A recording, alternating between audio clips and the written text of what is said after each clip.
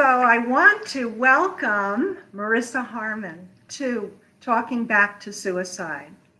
Marissa and I met on Upwork, the freelance site where I was searching for an arts and healing collaborator. And Marissa is courageously here today to speak on suicide loss.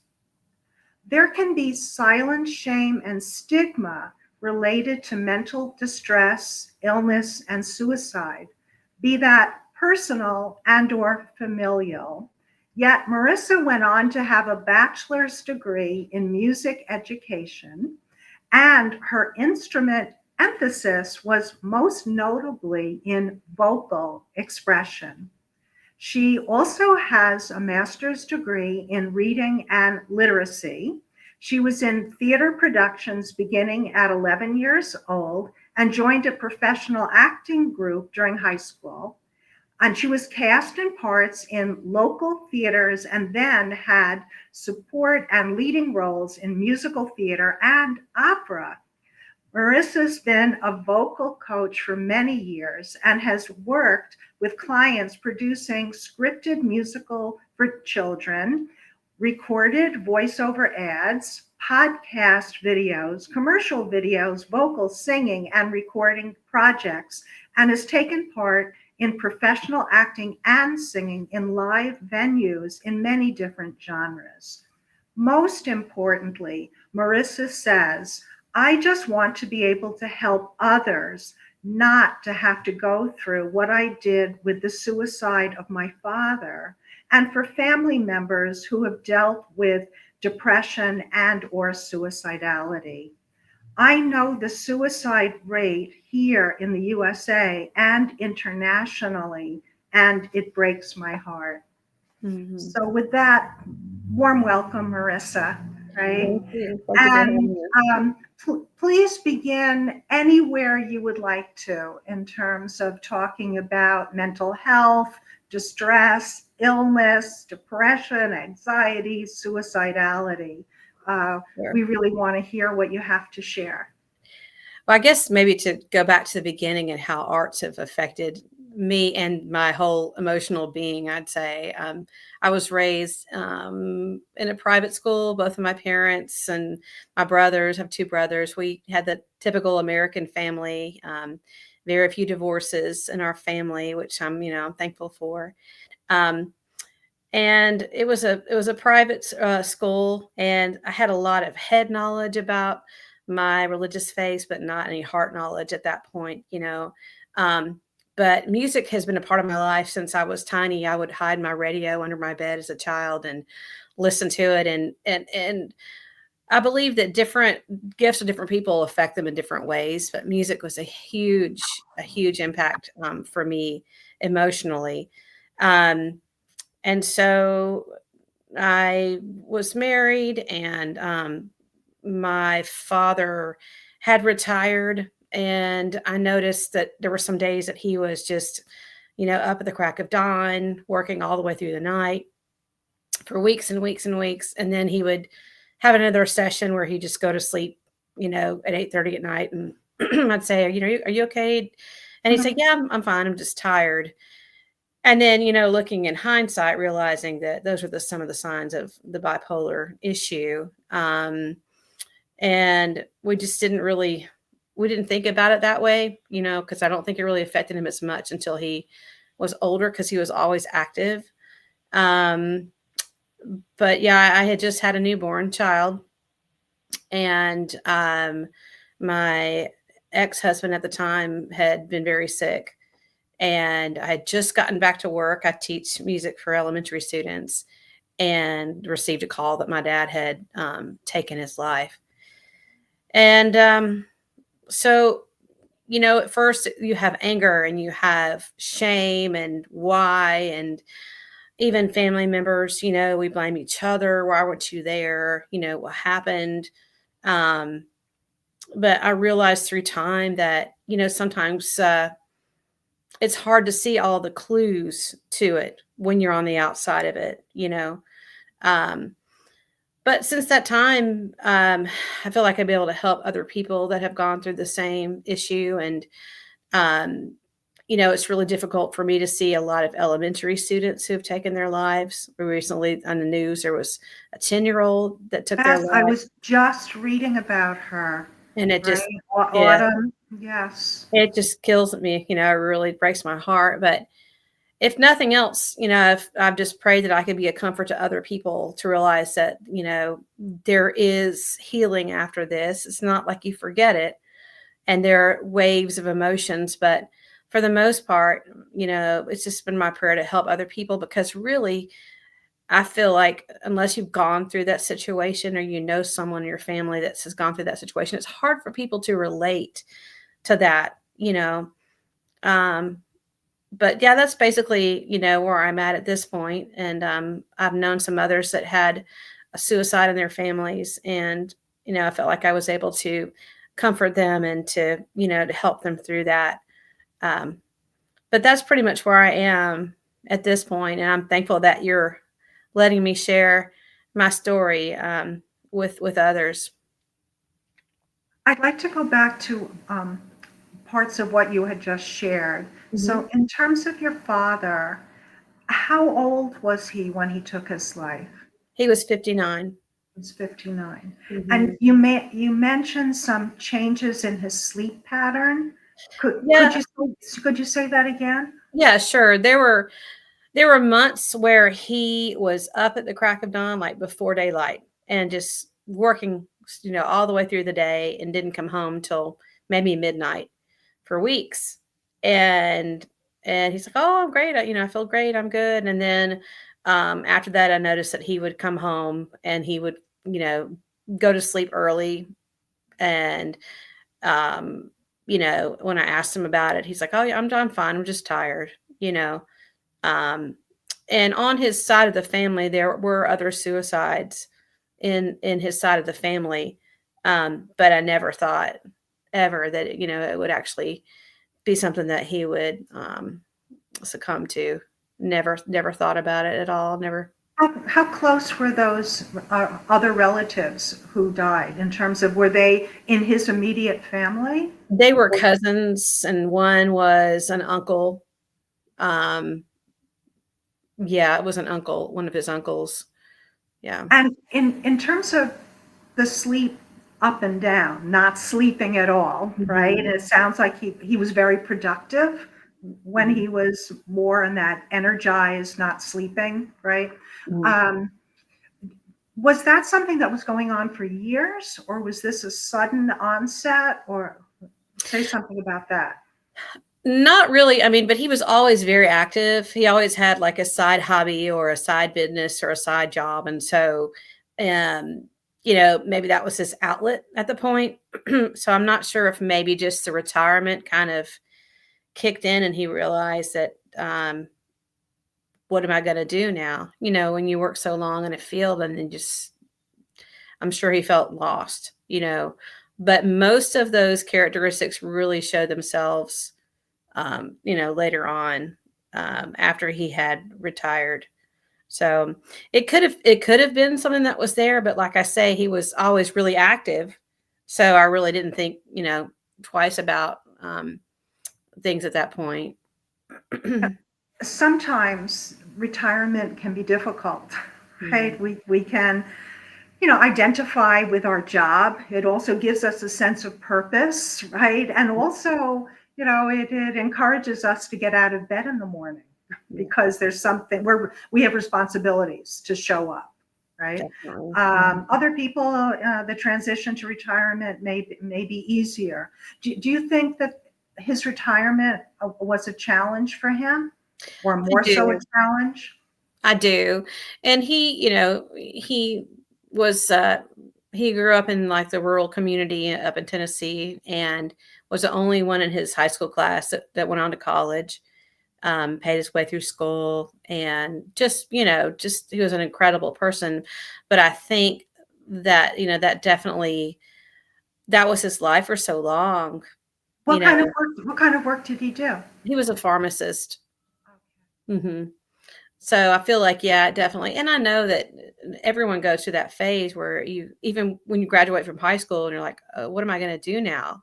There's there's moments where we're just in doubt, no matter how old we might be. But it definitely, I think it definitely hit him hard at that point.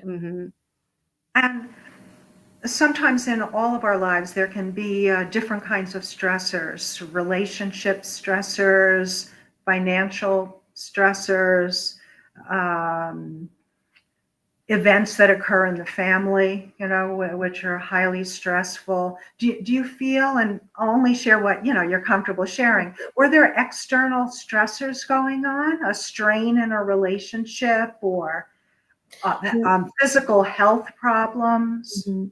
No, none that I know of. No, not at all. And he and my mother were, very excited about retirement and traveling, and um, but I did notice that his demeanor changed a little bit. He was a little bit more short-tempered, and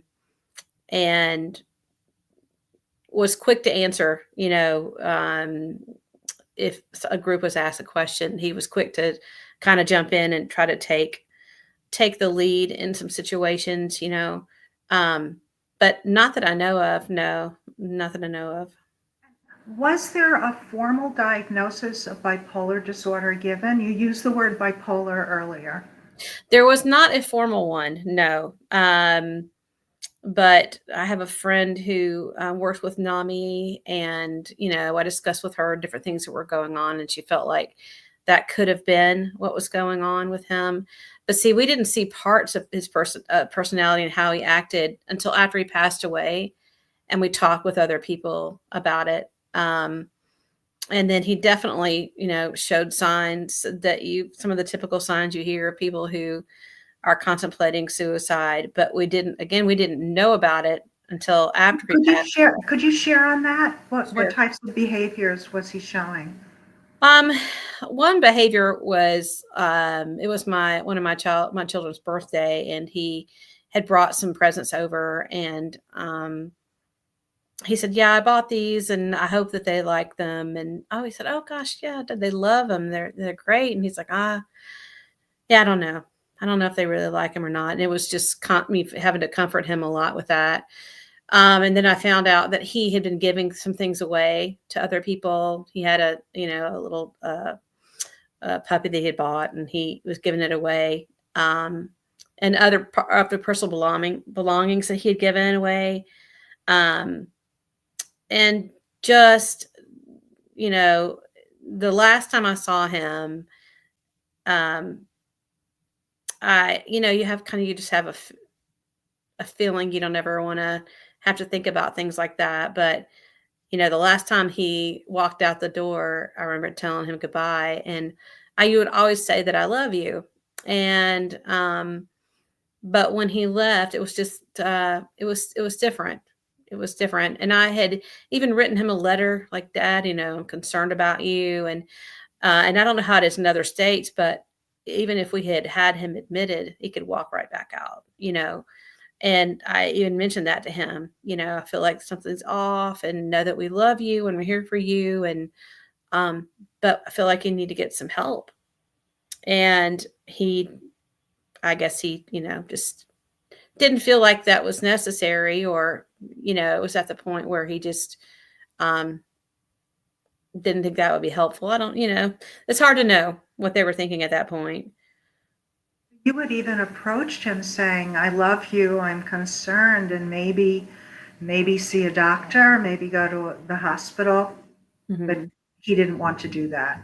No, he didn't. He just, mm-mm. And of course, it's true that unless someone is acutely suicidal, they can't be admitted against their will.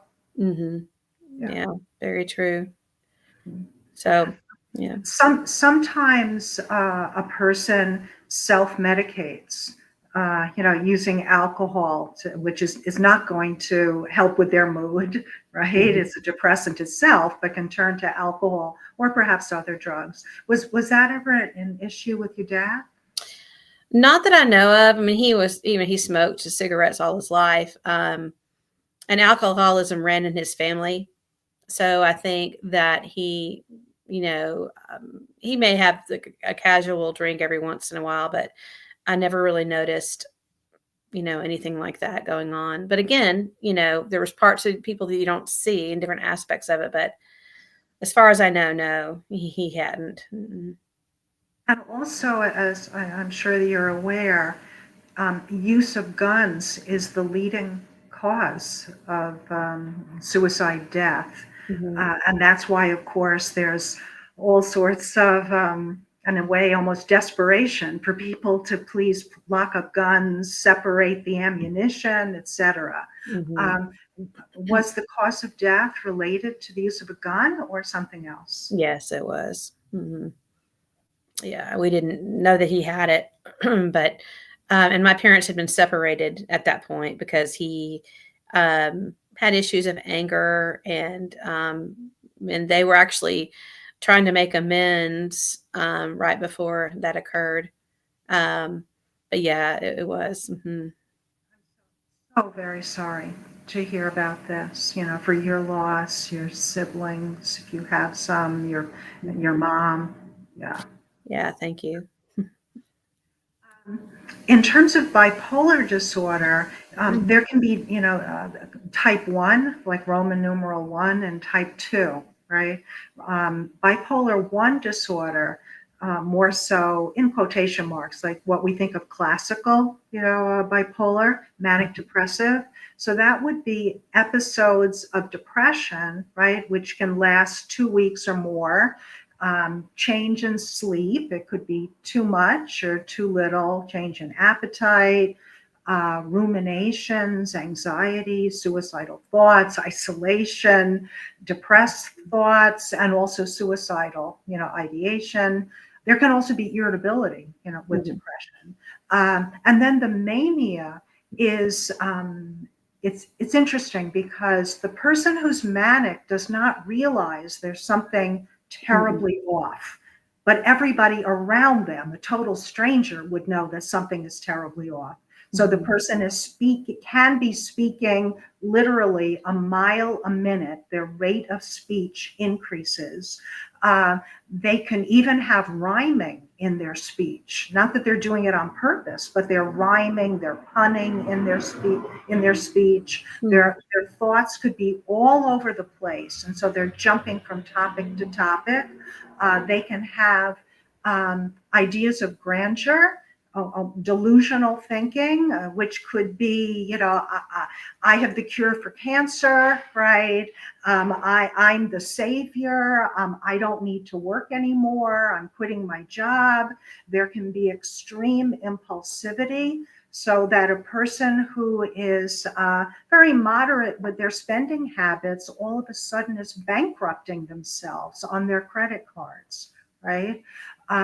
They can become sexually indiscriminate. So now they're promiscuous, whereas that was not the way that they used to be. Mhm. Uh, and there's several days of being in that manic phase, right? Mhm. Um, there's also type 2 disorder, bipolar type 2, and that is where there's depressive episodes and there's hypomania.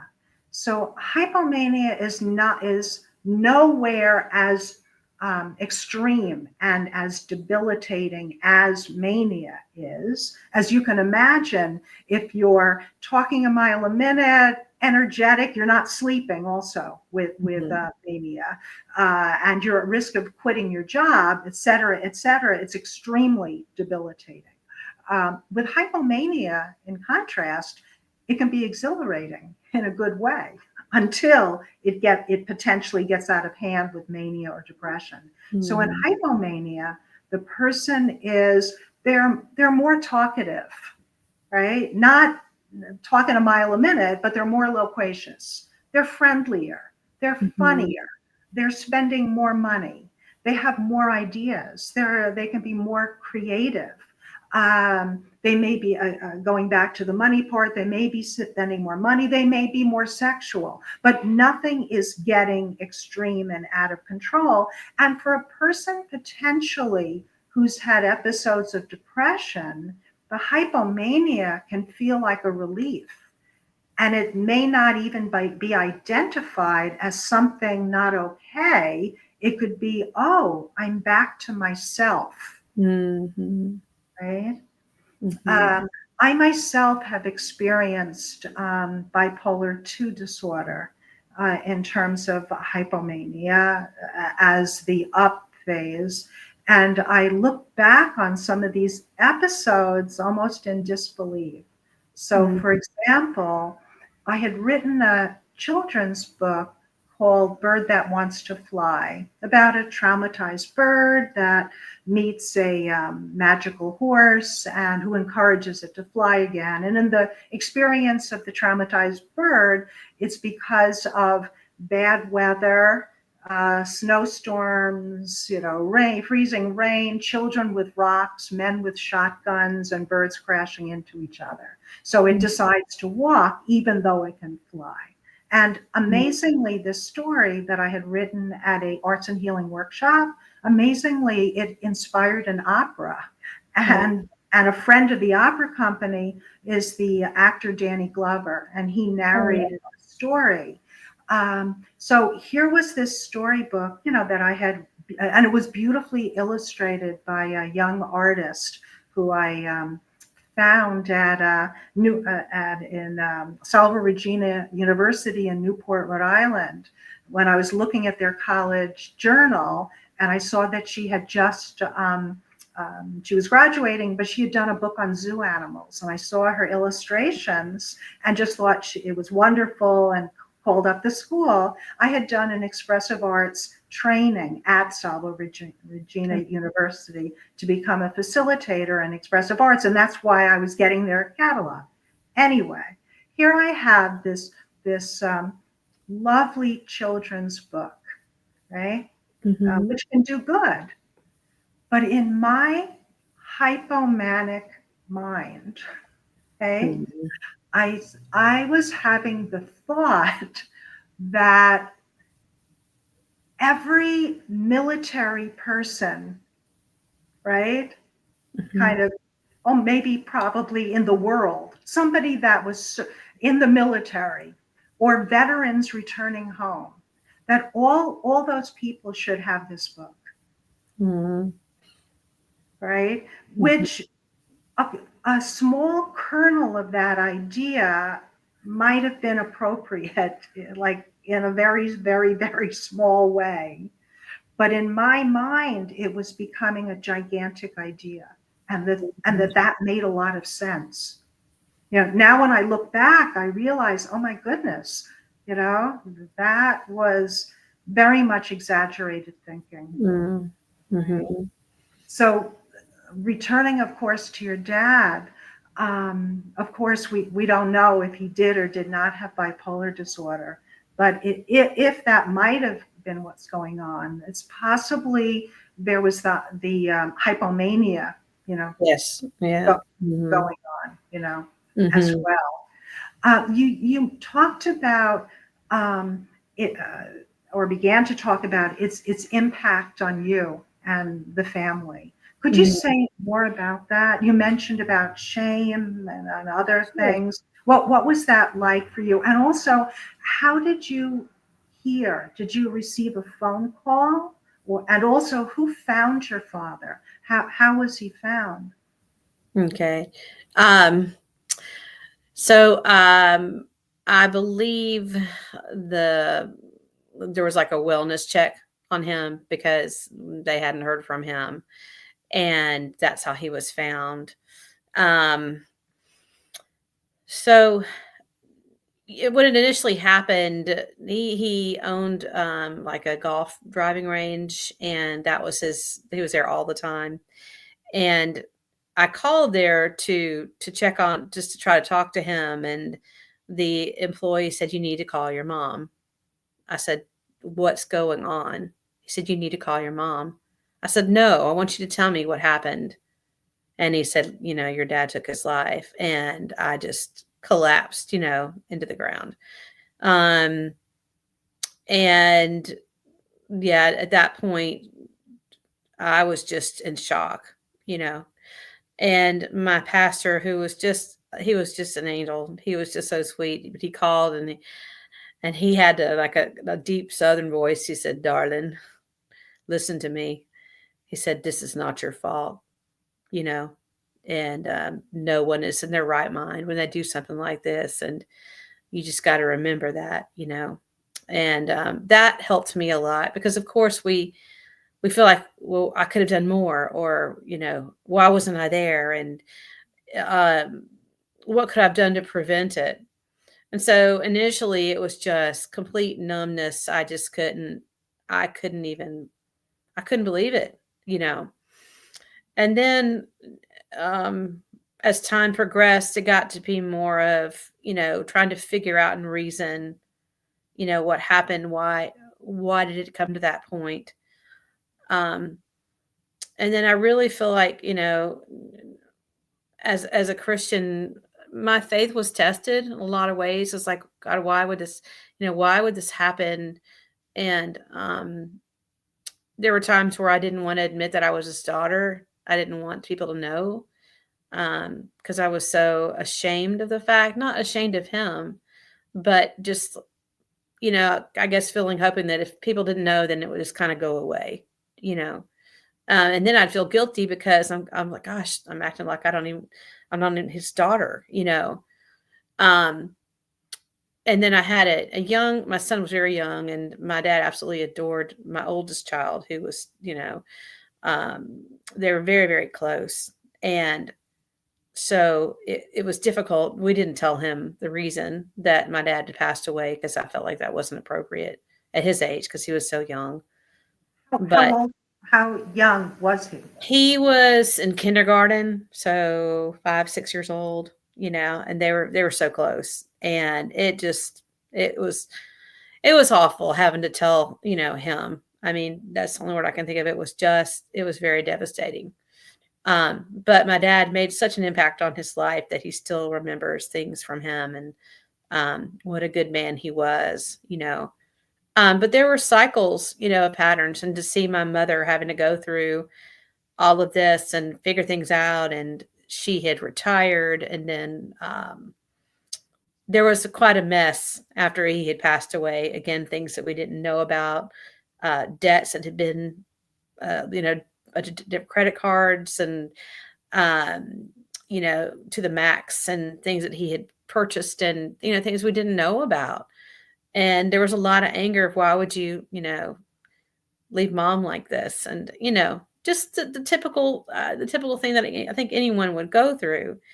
But I realized, going through therapy, that those feelings are okay, and it's okay to be angry. It's okay to be even angry with God, and there's a scripture that says, be angry, but don't sin in your anger. So I know that anger is something that God created us to have, to work things through.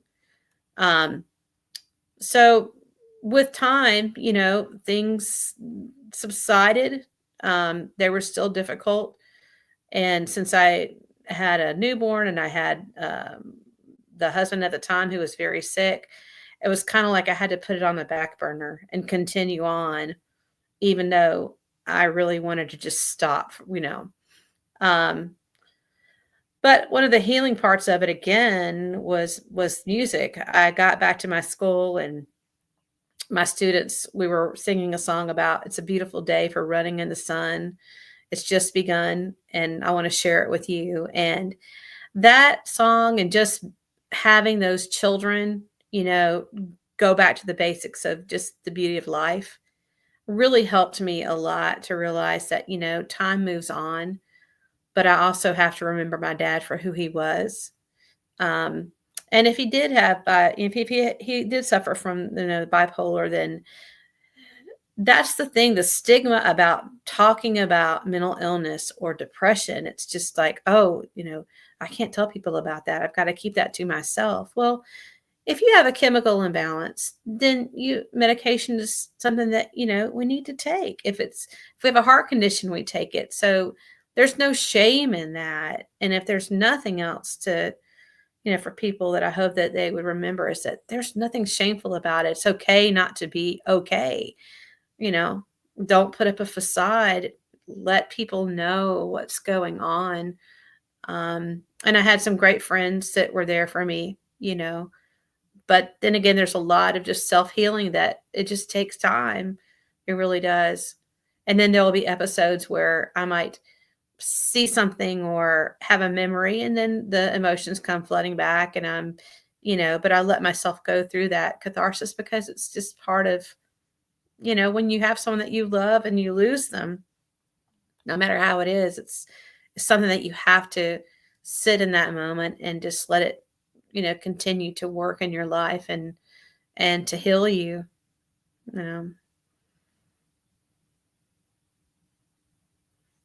Some people may think incorrectly that a person who dies by suicide is selfish.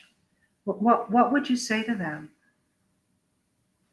As far as the people who are contemplating it, or as far as family members that have gone through it? Let's say a family member has, died by suicide, and someone remarks something about, oh, they were so selfish to do that. I I would have to say that, that's definitely, I can understand why they would say that, but, trying to think from the perspective of someone who may have attempted it or has gone through it, a lot of it is they don't even have a concept of self themselves. So how, uh, being selfish to me, I don't know. That's not the right word. If there was another word to describe it, I would think of a different word. I think more of it is just they haven't found themselves. They don't know how they fit in, or they've been so influenced by things around them, um, that causes them to lose themselves. But I don't think selfish would be the right word at all. I agree. I would agree with you too. And in listening to you, I thought something I've never thought before, Mm. that perhaps also the person who's contemplating suicide, they're feeling like they've lost their life. They're alive, but they've lost their life. They've lost their reason for life, or they've lost their connections with people. Because I'm just thinking of your father's love and connection with you, and also his in deep love for his grandchild, his grandson, right? And yet, in the throes of the severity of suicidal thinking, not even that can potentially keep you alive, Mhm. right?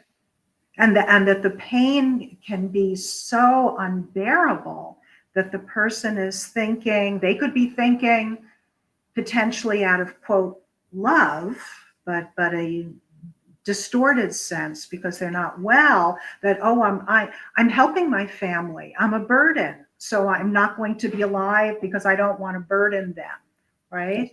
Or in the moment of that deep despair, they're not even remembering that they have a family who loves them and needs them, Mhm. right? So I feel that word selfish is totally misapplied. I don't think a person who dies by suicide is acting in a selfish manner. You Yeah. know, I think it shows the intensity of their despair, right? In the midst of all they have and all Yeah. they could give, they are not in touch with that. Mhm. Yeah, I definitely agree. Yeah, I think that's definitely true. And I think there's times when not necessarily everyone has suicidal thoughts, but there are many times when we feel like we have reached our limit and we, just want to give up on a situation. But, to me, everything that we go through makes us who we are. And if nothing else, to use those weaknesses as a gift, knowing that we can help to strengthen somebody else with things that we've gone through. Striving for perfection is just not reality. And how can you help someone if you're perfect all the time? Um, and realizing who we are and that it's okay to make mistakes. And, it could be overbearing parents, or just the need to feel like you have got to be more than you truly are.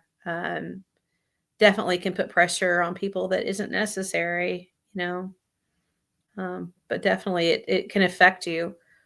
I went through depression for a while. I had to deal with a child was in the hospital, and I was in a very narcissistic relationship with my past marriage, and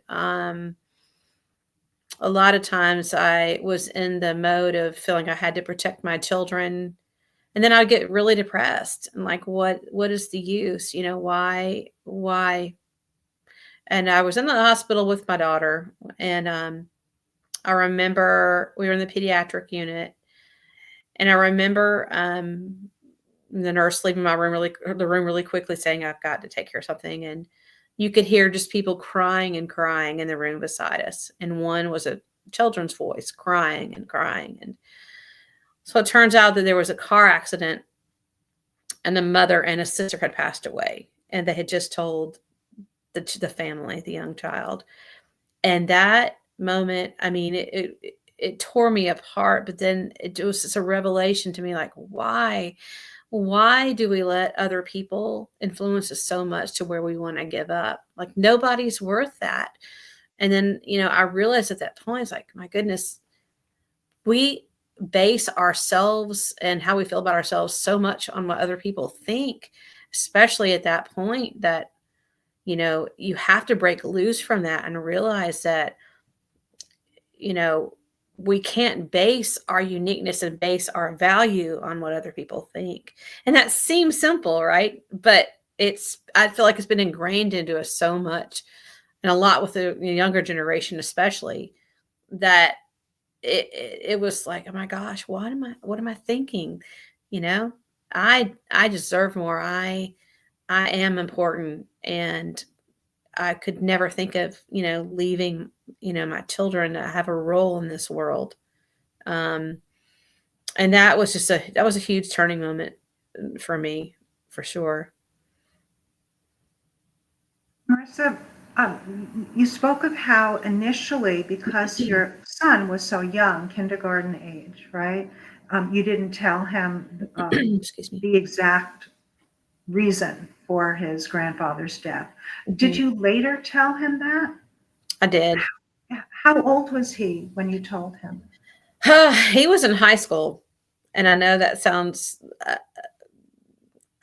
you would think that I thought that he knew by that point, because he had a cousin that wasn't much older than him, and another older cousin at the time, that both um, knew what had happened. And so it was kind of like something that I just assumed he had known. Um, but he had written a narrative in high school, and it was based on my father, and it was about a rose. And I read it, and I said, gosh, I guess he knows, just from based on how he spoke about his loss with my dad. And he didn't, he didn't know. And so that was really difficult, to share with him. Did Um, you start talking to him about what he had written? I did. I asked him, because the way, the perspective that he had written it, it sounded like he knew that my dad had taken his life. Um, and it just, I assumed that he knew. Um, yeah, but when I told him, obviously it was, very hard for him to hear. Um, but we worked through it, and it didn't change the memories, and how special he was to him. But I'm sure he looks at things differently now, I'm sure. You mentioned your daughter, right, who had been hospitalized. Mhm. Um, did she recover? She did. She did. Yeah, she was fine. She had something like pneumonia, but she was fine. Mhm. And was she older or younger than your son? She was younger, so she wasn't even born yet. My middle child is the one that was the newborn. And I was just thinking about this when I was thinking about what to talk about. And, I went through a lot of bitterness, of course, with daddy and like my, my middle and my younger child. They're never going to know him. They never knew him. My dad held my middle child a couple times, because it was the Christmas before he passed away. He held him a couple times, and I have like two pictures. And then he took his life in February. And my daughter ended up, I had to be induced, and the doctor's like, okay, well, we're going to do it on February the 8th. And I was, okay. Well, after my daughter was born, I thought about thinking about the dates, and I was like, oh my gosh, she was born right at the time when my dad took his life. And again, I was like, Lord, why would you do this? Why would you have me think about this when my daughter's being born and I'm supposed to be happy on this day, and why? And just as quick as I thought that, I heard a voice that said, because I'm replacing that with new life. And it just hit me like, um, realizing that, again, God works through these times to give us strength and to put happiness where sadness is, So that was just a really unique moment in my life. The same with my other children, all three of them, their births were very special. But that was just, you think about memories like that and you go, man, and you look back at kind of like the movie, you kind of rewind the movie of your life and you go, if that hadn't happened, then that wouldn't have happened. If that hadn't happened, that wouldn't have happened, And so that was a really cool moment for me. It was really special. It's very amazing, Mm-hmm. right? And so meaningful, the same day, right? A Mm-hmm. death and also new life. Mm-hmm. When when you told your son, who was then in high school, right, about how his grandfather had died, did you also at that time speak to your two other children to see if they knew or didn't know? They were so much younger.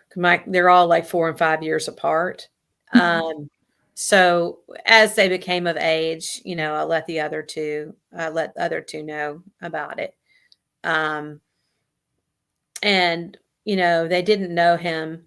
They didn't get a chance to know him either. So it was kind of a little different situation, in a way. But I always try to remember the good. You can't base it on one negative thing that happened. And yes, obviously it caused him to not be with us anymore. But um, all the good lessons, like they see it all the time because my dad would call me over and say, hey, hold this so I can hammer this in. This is a flathead. This is and he was very hands on. And I see myself doing things that my dad did with me and my mom too. Um, and can carry that on with my kids, um, and be able to share about the hardships that he went through in his own life. And I'm proud of that. I'm proud of him. I'm proud to be his daughter. I'm proud of everything that he taught me. And realizing that so many people don't even have a father figure um, that takes the time that he took with us. So it's just a lesson learned, but it's also making myself more aware of my children's emotions. And are you good?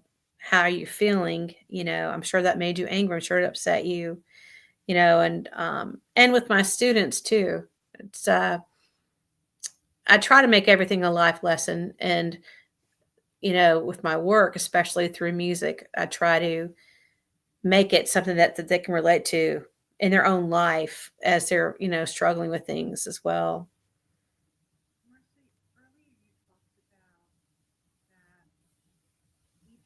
Has value, and to look to other people to validate us, right? Mhm. Um, can diminish our sense of, right, autonomy and self worth. And I'm just thinking, especially now with social media, Wow. right? How many likes you get, how many followers you have, online bullying. What are your thoughts as a mother and also an educator for how society can help youth and also how youth can help themselves in the Ooh, face of that? yeah. Um, for my own children, they didn't have cell phones until they were middle school or even high school. And of course, well, all my friends have one. Well, I understand that. But until you're at the point where you need a phone, like if you're getting off the bus or something, then you don't need a phone right now. And now that they're older, they're like, gosh, now I realize why you didn't do that. Thanks for not doing that. And then when they did have phones, our particular plan had parental controls. So I could turn off their apps during the school day and turn them back on. I could see what they had done. And I wasn't trying to invade their privacy. It wasn't like I'd grab their phone all the time and read their texts, but their knowing that I could see what they were doing and have control over some of it was very comforting, especially the middle school age, high school too. I mean, it's such a challenge for kids these days compared to what we went through, you know. But yeah, I was pretty strict with them as far as that goes, with my students, the same thing. With them, it's harder because I'm not a parent, but I do try to speak with them about the choices that they make and how, I was thinking about it yesterday when I was in high school, we didn't even have cell phones, it was the 17 magazine and all the teenage girls would, oh, she's so thin. And we would read articles and we would compare it, but we could take that book and we could throw it away. With cell phones, it's in your face all the time. You turn it off. I don't want to see that anymore. You swipe it away. You unfollow them. You get another one just like it. So it's always right there with them. And I was talking to my son about last night that music has a really, really strong effect on me. Like I can hear a song and remember where I was, who I was with, what I was doing, how I was feeling, everything, from the past. And so there was a point where I just threw out all my cassettes at the time. But now you can't even do that, right? You can take it off of your phone, but the physical act of separating yourself from something physically, not just mentally and emotionally, that's gone in a lot of senses. Unless, there's some way. I wish there was some app where parents could say, okay, show me what you were doing, and can separate things out more. But it's heartbreaking. It really is to see students who are bullied and especially the cyberbullying because they're more apt to say ugly things when they're texting they would never say to their face, you know. And so Could be anonymous, right? To anonymously post. yes, definitely. Or act like they're someone else, and they're never caught. And it's just devastating. It really, really is. And then COVID, that didn't help much either, because of the isolation. Well, how are you going to communicate? Through social media, through computers, through phones, Um, my middle child was a senior in 2020, so he didn't get to have a prom, didn't get to have a graduation. We drove through with a car, and but I've noticed such a difference in students, especially the year or two after COVID, and their inability to have socialize with each other. Um, and it was so sad, and unfortunately, that's just the reality of it. But how, as an adult, how can we turn that around? What can we do? How can we talk about communicating? And um, I absolutely love the staff with the school I'm working at because they're so in tune with teaching students how to communicate, don't show me, tell me with your words how you're feeling, because it's really difficult. It really is. They're not as creative. They don't have the same ability to, when we were young, we would use our creativity to make things. And now everything is so available right there at their hands and their fingertips. They don't have to think about it as much as just look it up and Google it. And, oh, this is how you do it. But It's almost like the creativity is what to make, right? That mhm, one uses your talents to learn new things and to actually do something, right, right? And right. yet, with the quote benefits of technology, it's the computer that's doing the work, Mhm. right? Which can be a real deficit to us, Mhm. right? Definitely. Get more and more dependent on that. And also, I think, want to know what you think as well, Marissa, is that the tolerance for paying attention longer, putting in the effort, right? That the tolerance, building up the muscle to do that, can be weakened or maybe not developed at all because all you have to click is enter and something will come back to you. Mhm. Yeah, definitely. I mean, it used to be kind of the rule of thumb that for every year a student is, and that's how long their attention span is. So if they're 8-minute attention span, and so on. And I'm not sure these days, there's so many stimulants, there's so many things that can stimulate them to um, lose track of what they're covering and what they're looking at. But again, I think it comes back to having structure, whether it's in the classroom or whether you're home with your children. And okay, this is your set time. You have 10 minutes screen time, and then after that, go outside and play. After that, let's talk. Let's have some time with each other, just as a family. Let's put the phones away and not FaceTime on a computer, but FaceTime as a human, there's a big a gap between that, and you'll see maybe families at restaurants and even the toddlers, they have phones, they have to distract them, mom and dad are trying to talk, and I'm not judging that at all, but it's a fact, right? Um, and to me, they need to have another outlet to keep their attention. But and I struggle with that in my classroom too. So I try to get them to think out of the box and to be creative. And there are a lot of students that they might not be the best academically, but the arts are their outlet. And if I can, reach a few students, go, hey, you did so great. This is your thing. This can help pay your way through school. Um, it's neat to see that and kind of click in their brains, like, oh wow, yeah, I don't have to be a straight A student to be able to succeed or be able to do what I want to do or to go to college. And but I always end up going back to how strongly the arts can even pull that attention span. If a student is studying an instrument, or even sports, but the attention of finding what their um, currency is. When I say currency, like what are they interested in, and how can we pull that out of them to realize that being unique is amazing. And as you're saying that they have gifts, right? Mhm, Or seeds, right, of mhm. interest that can be developed. I wanted to ask you too, in your experience, um, what would you say to a youth that's being bullied?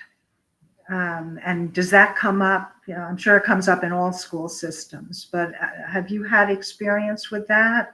It seems as if I haven't read the full article on the 10-year-old, but I think there may have been bullying as part of a trigger to that.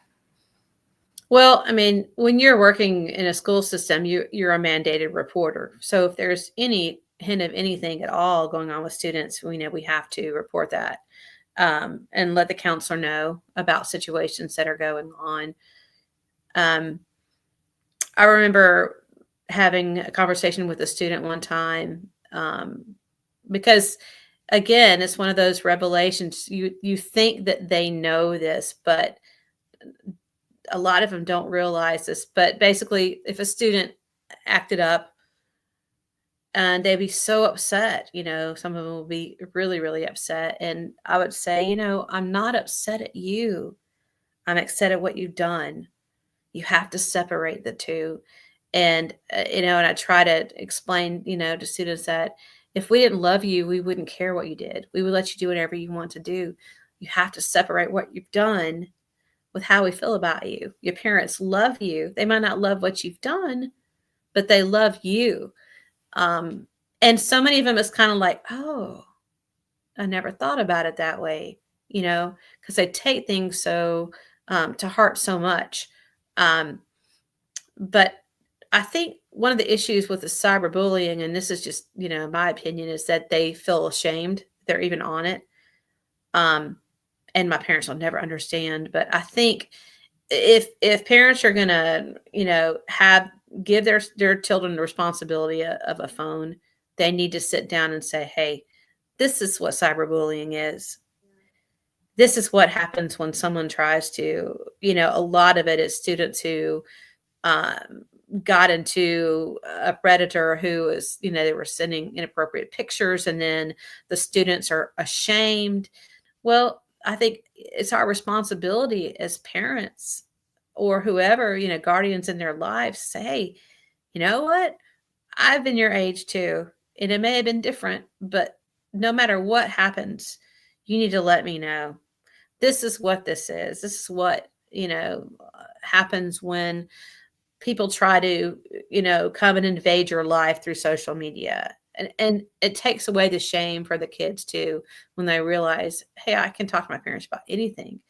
Um, They're not because when going you to they're not going to reject me. right, when you shed light on something, well, they can't hide it anymore, right? But in a positive way, I'm shedding light on this issue because I love you. And if it happens, I want you to know that it's not you, it's not your fault. But it definitely, the everything is kind of ramped up so much more now because again, like you were talking about, social media, those electronics are so they're there all the time. So as a parent, I think it's our responsibility to say, hey, I'm turning off your social media from this point on.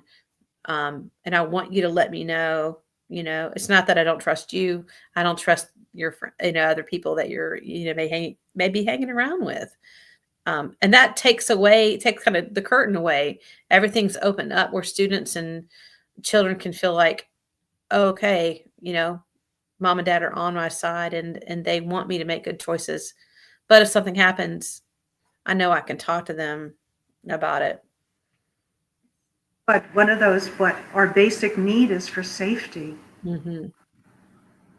Definitely. And now with that social media, that can be an unsafe place, Hmm. right? Yeah, definitely Going back, Marissa, to what you shared earlier about can. that there can be shame around mental health difficulties, right? Hmm. Why do you think there continues to be shame and people not wanting to talk about maybe the mental health problem that they're having? There's been, of course, plenty of education, and there needs to be more education, and yet silent shame and stigma, right, leading to people not getting help and some of those people ending up killing themselves. Why do you think it persists? Goodness, that's kind of hard. I think it again is the embarrassment, and people don't want to admit that they're having mental issues, maybe because they're afraid they'll lose their relationship, they'll lose their job, they'll lose their standing in their company, or um, they'll lose the prominence that they have in a situation, and that's valid, but to me, it has to be approached as more of a like you would a health condition, anything else. It's just part of being human. Um, and I think a lot of people will agree that when somebody brings something like that up, they can relate to that. It's not a surprise. If people could just share their true feelings and their anxieties and their issues, I think they'd be surprised how many other people have the same problem. That's true. Just Yes. like students who don't know the answer, like, well, if you don't know the answer, I'm sure there's other students that don't. So the only dumb question is the one you never ask, right? So the opportunity to be able to share how we feel, it's important for them to feel like it's okay. Yeah, I'm depressed and I need help to understand why. I'm upset about something and I don't know how to deal with it. What do I do? You know, um, and knowing that that's okay. It's okay not to know the answers. That's why we have people that can reach out and help us. But you have to say something. You have to say something and speak up and not be afraid. And if someone kind of, and I've had people in my life who I would mention something about different situations. They're like, "Oh, you'll be fine. You'll be fine. Don't worry about it." Well, that's not necessarily the case, right? So, um, find someone until somebody listens. Keep looking for someone until someone listens, if you have to, and don't give up on that because you're too important. Our lives are too important. And I remember someone saying a couple weeks ago. She said, "Darkness is not the end; it's the beginning." Because light always comes after the darkness, you know? And I thought that was so cool because we think about, oh, the show's over, it's the end of the movie, everything's dark. But no, it's the beginning of a new chapter. Um, and when we think about it that way, it can help to cope with reaching for the light. What can I do? What's next? And so beautifully said, right? Your words right now. I'm thinking too that that goes on also with the idea of our need to hold on, right? That darkness is going to lift.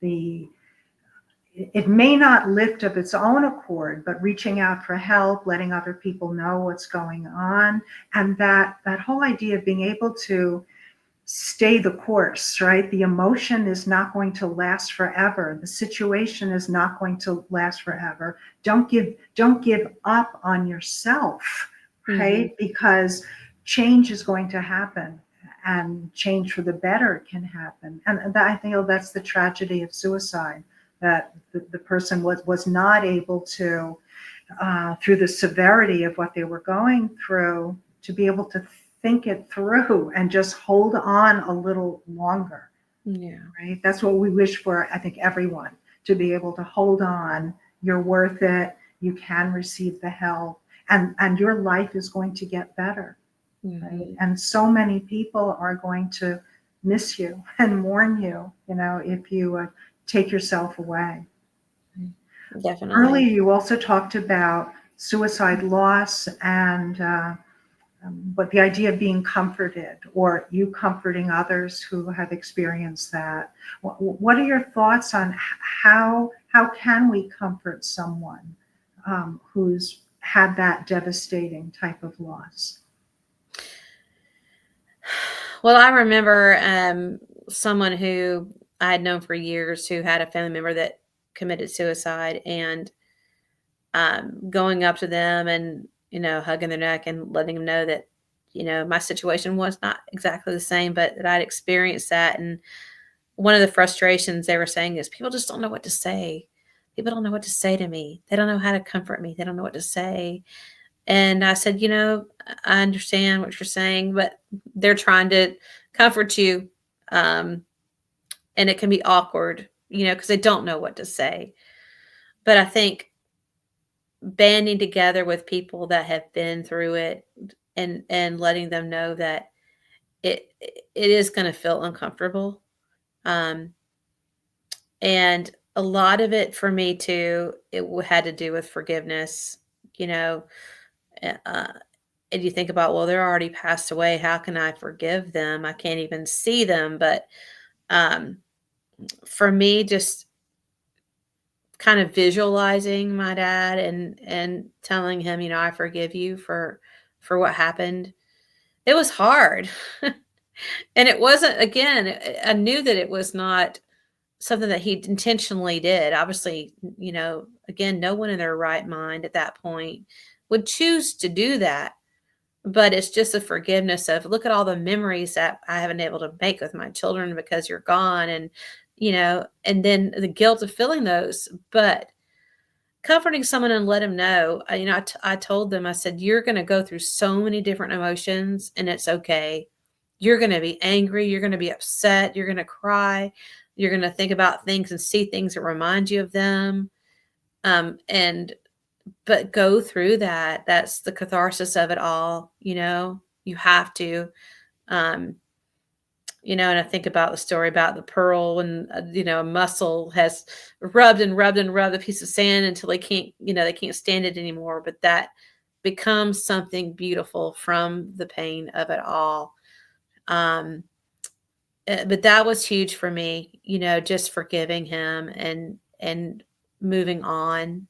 And but I think that for people who are grieving and have gone through that situation, that they need someone. There need to be support teams, and I'm sure if they reach out, they can definitely find groups that can help to support them because every situation is unique. It happens in different ways, but um, you can comfort them like no one else can when you can relate to things like that. You would use the phrase moving on, right? And I'm, Mhm. I'm thinking too, moving on with love, Mhm. right? Yeah, that what love is the light, right? That can come Mhm. from the darkness. Definitely. Yeah, for sure. Is there anything more? And I know there's so much more in your heart, but is there anything more that you'd like to share with people that may be listening who themselves have experienced suicidal thoughts or maybe even now are feeling that way or with suicide loss survivors? Sure. I mean, I was looking at a scripture, and I hope you don't mind if I read this real quick, but Oh, please do. it's in Yeah. Nehemiah 8, verse 10, and it says, despite difficulties and overwhelming circumstances, he declared, do not grieve, for the joy of the Lord is your strength. And for me, that wasn't just a slogan, that was my life. The joy of the Lord. And when I say joy, the joy of the memories, the joy of the goodness, the joy of uh, just simple things in life, Um, and when moments of desperation come, again, it's okay not to be okay. It's all right. But we were all created for a specific purpose. And sometimes I'll talk to my students about how a rainbow is so beautiful because it's so many different colors. If it were gray, then it wouldn't be beautiful. And I know that seems really elementary because my brain thinks that way, but sometimes you have to go back to the basics and remember that, you know, every experience we have is to make us stronger. And if there's a point where you feel like you can't give up, don't don't let go of that you have something to share with the world. There's a singer named Torrin Wells, and I was just listening to it this morning, but it's called God's Not Done with You Yet. And he talks about how we have scars and we have bruises from things that happened to us, but God's not done with us yet. He has a plan for everyone's life. And and if you've lost someone in your family and there's a lot of bitterness, you have to let it go. You do. You have to separate what happened and what they did from who they are as a person. And because, a lot of people believe that this is a sin. If somebody does that, then, that's it. Um, and that was another thing that I had to realize that that's not the case. Um, But please, for those of you that are struggling, I'm just begging you to just reach out and know that you are special, that you have a purpose, and you can help so many people by realizing that, hey, I'm a crucial part of this world. And to get away from negative things. If something is causing a negative thing, the eye is a window of the soul. I truly believe that. Um, and just to share one thing that I saw about how words are so powerful. I just saw this the other day. Like, this is so amazing. But there was a guy named Dr. Emoto, and he was a teacher, and he did an experiment with his students, and they had glasses of water. And then one half of the class, they said negative things to the water, like, I hate you, you're awful, I can't stand you, and just negative things. And then the other group spoke to the water and said, I love you, you're beautiful, you're amazing, and all the positive affirmations. And they froze the specimens on each side. And when they looked through the frozen cups that had the negative words spoken to them, it was chaotic. The crystals in the water were chaotic. They didn't have any patterns to it, anything. The glasses of water that had been frozen that had a positive, they were beautiful, like snowflakes, like shaped beautifully. And it was talking about how our bodies are a huge amount of us is water, and how, those positive words do affect us. What we listen to affects us. Music affects us. It's a huge part of who we are. And so if there's something in your life that is causing that, just get rid of it, and sometimes it's not as easy to do that. But even in relationships, I'm definitely a testament of how you have to realize again that sometimes you have to say, I need to move on, and close a door to open another. And once you step away from that situation, you are amazed at how strong you are. Like, wow, I'm a lot stronger than I thought I was, I did it. And, but yeah, I think that definitely that's probably my takeaway, I guess, from everything that I've been through. Um, and if I can just help anyone, to know that, I hope that they realize that their worth is beautiful and amazing, no matter what. That this too shall pass, Right. right? Into the next moment, right? Definitely. Sure will. Thank you so much, Marissa. Oh, From my heart to yours, thank you so much for being with us. and thank you for having me. I really appreciate that. Blessings to you all. Bye.